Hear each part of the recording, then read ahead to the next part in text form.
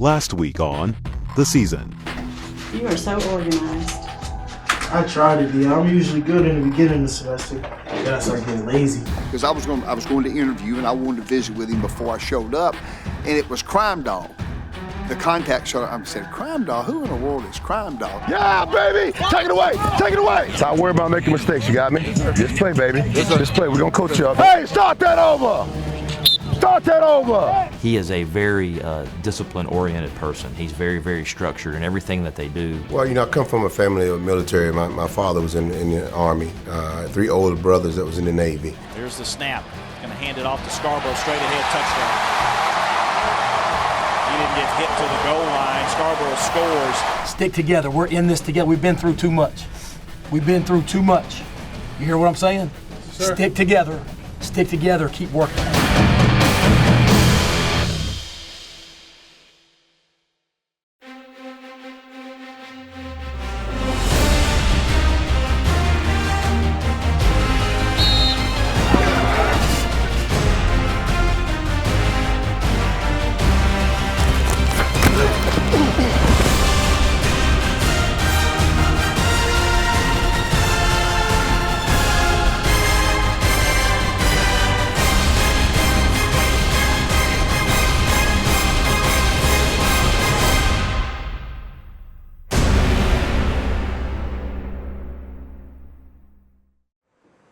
Reviewing the tape, just again give a lot of credit to Alabama. I think the biggest thing for our guys is just simplifying, getting their confidence back where they can go play fast. We played very fast.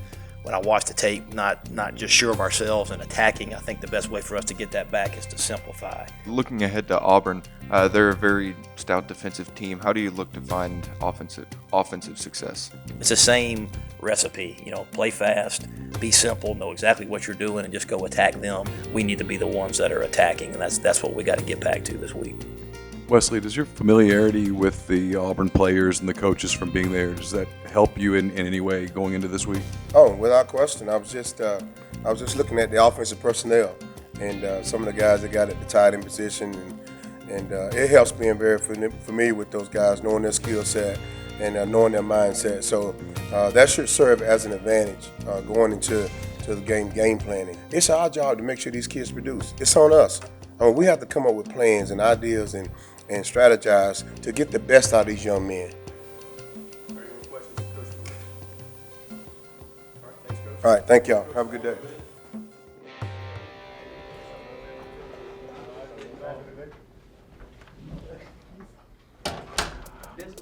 All right. I cannot stress wideouts the importance of the first 2 yards on a release. We have got to win the first 2 yards. That will help us win the deep ball. Okay? We have got to make contested catches. We're going to make contested catches. I'm not worried about that one bit. But the important thing is this, that we have got to execute. All right? So look, all right, again, I don't care what they do. I don't care how they do it, but let's execute our plays. All right? You good, Lodge? All right? I ain't do nothing different. But now, right now, I want y'all to see something. When they go trap, okay, if we go too vertical, there's not enough people to carry us. They only got one guy to carry vertical now. So we've got to understand and see, okay, when that safety really starts to cheat outside, that it may possibly be a Charlie or a trap corner coming. Okay, let's stick it. Let's be definitive. Keep our pads low. Let's do every little detail right. And it is tempo, tempo, tempo, tempo, tempo, tempo. Really quick. It is 3:56. We're out on the 4:15. Let's go. Let's go. Let's go. Let's go. Dress appropriate. Little things. Locker room. Wear the right thing. Wear socks. Wear the right undershirt. Okay? Let's go. Let's have a great day. Go. Stay. Stay. Stay. Come here. Get back. Get back. Hey, 45. Back pedal. Out. Every time the ball goes in the yard, put your hands on it, put them on the ground, get out block. Otherwise, you be the playmaker. You be the giant through all. You the best. You the man out. You the best out there on the field. Go out there and show it. Go out there and show it. Oh, you knew I was coming. Hey! Let's go. Let's go. What G-Mac doing? G-Mac ready to go? Yeah, let's go. Yeah. Before you can understand the energy and passion behind the Ole Miss weight staff, you must first get to know head strength coach Paul Jackson. We are fortunate to have Paul Jackson and his staff. They do a great job, the best I've ever been around. I've been around a lot of good strength coaches, but Paul, he just takes it to another level. He holds the kids accountable. He doesn't play any favorites. It's my second stint with two guys in the weight room, Paul Jackson and Joey G. I think Paul Jackson's the best strength coach in the country, and got a lot of respect for our whole staff. They do an amazing job, and when you look at strength staffs, they spend more time than the coaches do with the players. They're with them year-round. As a staff, they are a mean machine. Long time coming, a lot of heartache, a lot of pain. We gotta make them pay now. We gonna make them pay. All 4 quarters right here. Oh, he ain't going nowhere. Take him that way. Take him that way. Alex Gibbons is a bully. I love it. They're gonna get the best bench, the best squat, the best speed, the best of anything. They want to get the best out of you no matter what. You tell me where you coming from. Where I'm coming from? Yeah. Coming from getting killed by Coach Jack and Coach Joey and put me through a intense workout. She had to go in there and get swole like that for a little minute. Let's go. Yeah! Big boy stuff on Let's go, Jack. Let's go, Jack. We Jack built. We country built. We Jack built. The fact that I get to do something I love to do, I would be working out anyway if I wasn't getting paid to do it. And the fact that I can work out myself and then being here helping other guys train, it's a blessing. How could I not be excited about that? I feel like our mission is to use the athletic development process to help these kids recognize and take advantage of every opportunity to maximize their potential. One of the opportunities Coach Jackson is talking about is the ability to suit up and take the field on Saturday. It's an opportunity that could be taken away at any moment. There's a handoff, and it's the first carry by Eric Sweeney. And he's knocked down. Freshman out of Riverdale, Georgia, 4-star touted recruit. Yeah, more bad news. You guys were talking about Eric Sweeney. I can confirm he is out for the game with a left knee injury. But I can also tell you it's a different injury, even though the same leg, a different injury than he faced last year. But bad news for the Rebels. Sweeney's had it tough. He's had back-to-back injuries, and we do want to be a major part of that. Obviously, the doctors and the training staff, they're going to be the first point of contact with those guys and making sure that things are structurally, orthopedically sound. But while they're going through that, the goal is to get them back to football. You don't go from the training room to playing football. There's a lot of stuff in between that. So I work with all of our post-operative athletes as well as some of our short-term injured athletes. Eric Sweeney is a special case, so probably one of the bigger things that we worked on with him was just training, getting him to respect and understand that his training will make him better as a better athlete overall. And he did really, really well with that, especially the second time around. He kind of grasped onto it and not only helped himself, but other injured athletes in the process. Dom's been awesome about, not only helping out Sweeney from a physical standpoint, but also working on his emotions and his personality as well. So Dom's been doing an incredible job. Some of the greatest advice that I got was we're not just weight room coaches, we're life coaches, we're development coaches. We're with these coaches more than their position coaches are, the head coach is, and most of the time more than their families are. Oh man, they're gonna push you every day.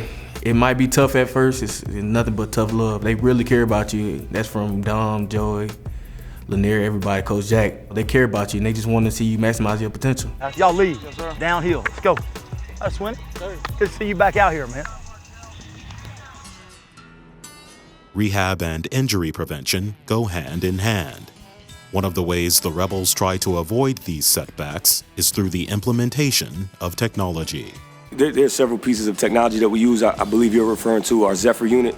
There's 3 components to it. There's a GPS part of it. There is a heart rate monitor, and the third part is that it's a accelerometer where it's measuring actual G-forces. So every time that the device is shaken or moves, it can measure at what force that was done at, and that can give you an external load to measure against your internal load, which was your heart rate. So we just got done with practice. We have 30 units right now in use. Roughly 26 of them are being used because of guys being injured. So what we do is we take them out of the pads, we turn them off, we plug them into the downloader. So we'll plug 13 bugs into the downloader. We'll press start download. It will download all the way through. takes about roughly 5 minutes for it all to download. And it just kind of helps see the big picture. Almost, we don't really let it dictate what we do. We just kind of helps to see what's going on. For us, the biggest help we can do with the coaches is to let them know if anything's out of whack. So I believe we can train the guys to do anything. We know what the task is. We can prepare them for it. We just want to make sure that the response to what we did matches. You want to be on the cutting edge and provide our players the best that they can possibly have. And those machines are giving constant feedback. They let us know, hey, we might need to back off on Wednesday, or hey, these guys are in great shape, maybe we can push forward a little bit. Anything under 85%, okay, 100 would be average, and then 115 would be high. So this would be low. This is what we want. So this is ideal, okay? And then this is high. Once we get here, this number right here, we're in trouble. If we're below this number significantly, we're gonna be detrained. And so today's practice, we were at 75, so we're a little bit below, but that's because today's practice was scheduled to be shorter. So it's actually a good thing that we're below that number, because Coach Luke wanted that practice to be shorter, less stressful, and exactly what he got. So I think it'll allow us to really make sure that we're game planning correctly to get our guys healthy and make sure that they're taken care of, but also make sure that they're executing at top-notch level on Saturdays. You very seldom see strength coaches, embrace technology. And he has done a tremendous job of that, and he's one of the best in the country, and that's why the kids are always in the weight room, because they know that Paul Jackson and his staff is going to get them a lot better.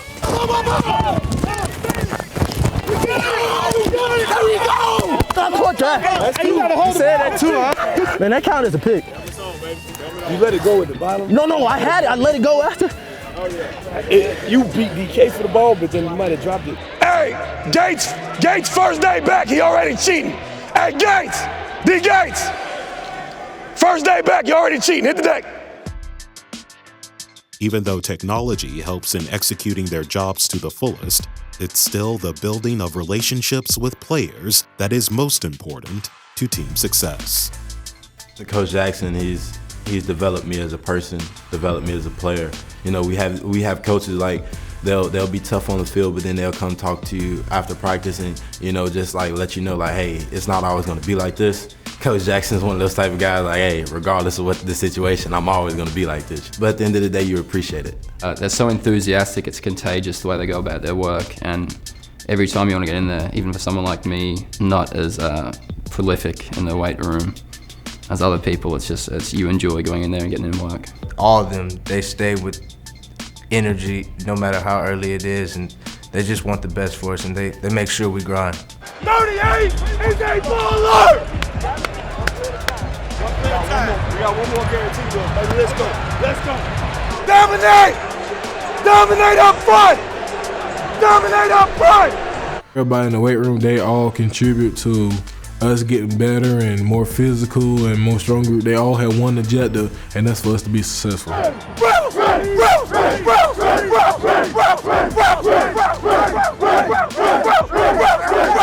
go to work. Family on three. 1, 2, 3.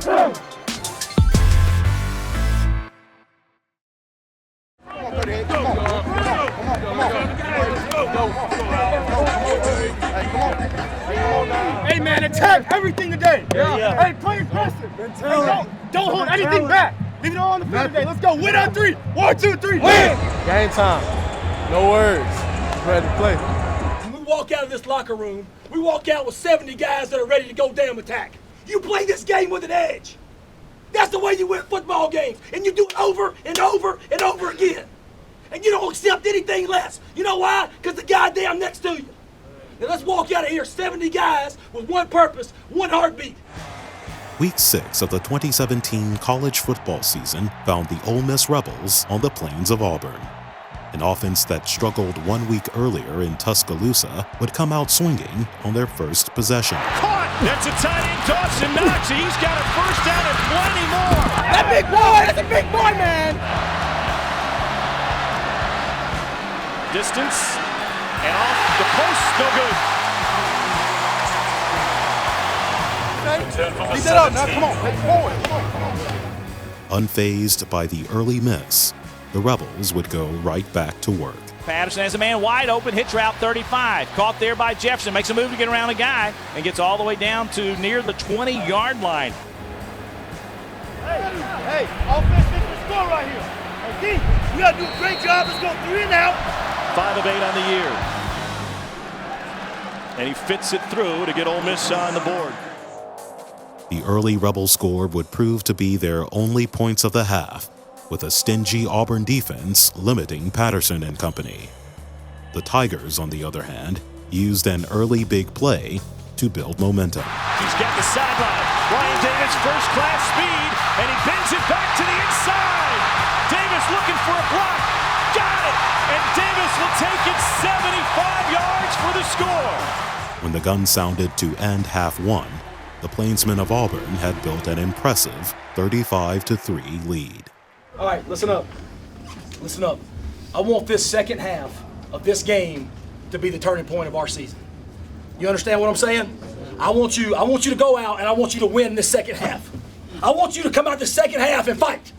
And when you walk off that field, you walk off knowing you left everything on the damn field. One stop, one touchdown at a time. Go get a stop, then go score. Then get a stop, then go score. That's how you win games. Make this second half of this game the turning point of this season.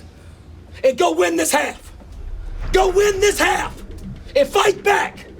Fight back. Let's go. Let's go, everyone.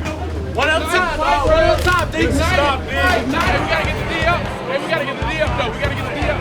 Defense! Defense! Defense! Defense!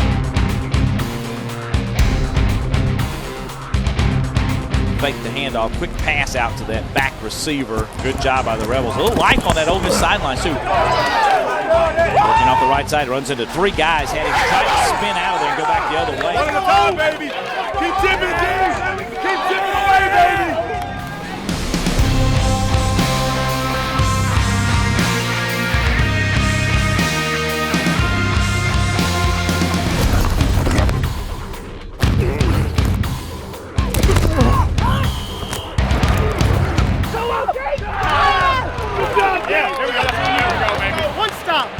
That's what we gotta have. Every series.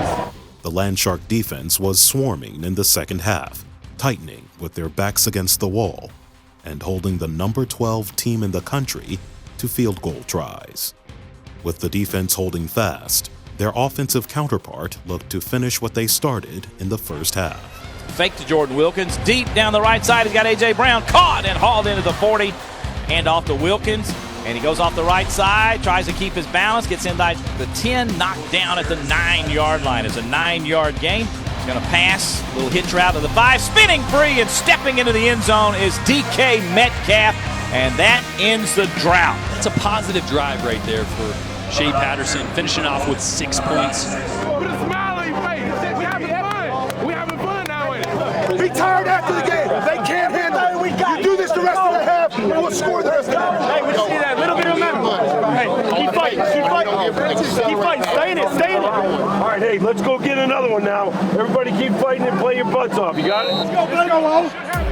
Let's go, Lo. Fake on the handoff. Got Jefferson across the middle, makes the catch at the 40 of Auburn, breaks one tackle, then wrestled down. And now a handoff. Wilkins got some room off the right side. It's to the 25, 20, 15, 10, and knocked out of bounds inside the 10-yard line around the 8. Good run there. Patterson works it to Metcalf.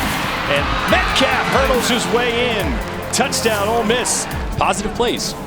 Young team can turn even the back half of this game into positive opportunities to build on things. A Rebel offense that had found itself searching for answers suddenly seemed to have found them, using their tempo to wear on the Tiger defenders. Swing pass out to the far side to Wilkins. Wilkins to the 25-30, cuts back to the middle of the field, gets to the 35-40, and knocked off his feet there. Nice catch and run. There's a snap to Patterson, swings it out to Wilkins. Wilkins running hard, has the first down to the 10, he's to the 5, and gets close to the goal line, knocked off his feet. Man on man. Auburn stacked in tight, 1st and goal at the 1. There's a handoff to Wilkins. Wilkins gets in the end zone. Nice job blocking on that right side. He went in pretty much untouched for the score. Hey, way to compete this second half, man. Way to compete this second half. Way to compete this second half. All of you. Way to compete this second half. We got the stuff we got to clean up, but we are a damn good team, okay? We just got to play all together at the same time, but we got some good qualities. We got to put this stuff together.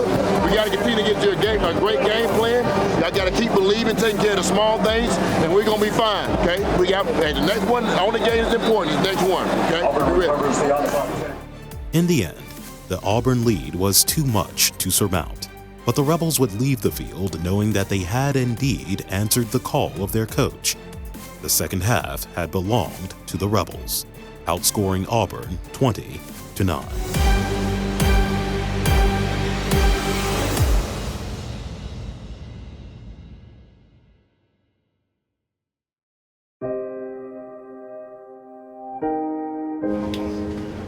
Y'all bring it in tight. Come in tight. Come in tight.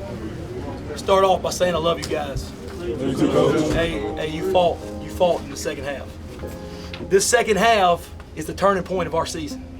You understand me? We have 7 games left, 5 at home, and then 2 on the road at Kentucky and Mississippi State. But you got to play with passion and you got to play with heart. That's the only way you win in this league. You understand what I'm saying? But this is going to be the turning point of our season. You listen to what I'm saying. But y'all get ready and go back to work. We got 7 more opportunities. We're going to make the best of every one of them. Hey, I'm proud of you because you didn't go cover up in the second half. Hey, you came out and you fought. And that's what it's going to take from each and every one of you. Hey, so let's come back and go to work. Hey, and again, I know you're hurting. And I know you ain't into moral victories. But you got to come back, go to work. We're going to build off this second half. It's going to be the turning point. Disappointed. Give a lot of credit to Auburn. They took it to us in the first half. Too many explosive plays. Positive. I was proud that I saw a difference in the second half from our team as opposed to last week.